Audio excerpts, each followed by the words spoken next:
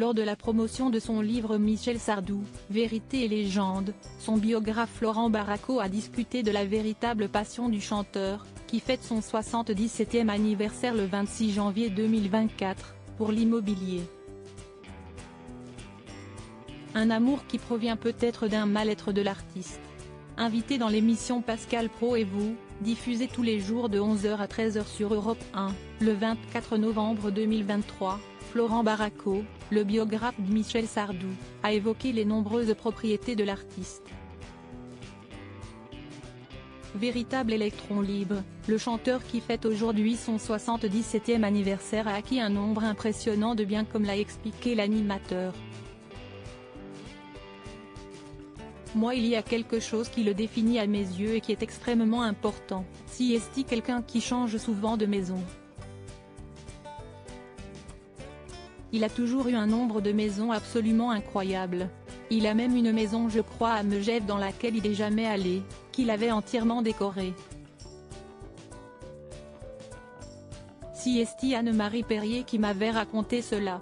Donc là il vient encore de quitter la Normandie pour le Var. Il a, je crois, à Paris, son appartement, il va encore changer d'appartement. Déclare Pascal Praud à l'antenne. Il est en train de le vendre, lui, confirme le biographe de Michel Sardou. Donc si est quelqu'un qui a eu, à Neuilly, je sais qu'il a eu un hôtel particulier superbe dans les années 70. D'ailleurs il y a une scène que vous avez dû voir sur Lina lorsqu'il se marie avec sa première épouse ou sa deuxième épouse d'ailleurs qui doit être Babette. Si est en direct chez Yves Mourouzi et si est Michel Denisot qui fait l'interview. Il y a Johnny qui est là, si est une scène absolument hallucinante. On voit la télé des années 70 dans ce grand hall, dans ce grand salon. Oui, c'était très à la mode à l'époque, on se souvient que Sylvie Vartan avait accueilli la télévision à la maternité à la naissance de David. Ajoute Florent Baraco. Pourquoi Michel Sardou achète-t-il tant de biens?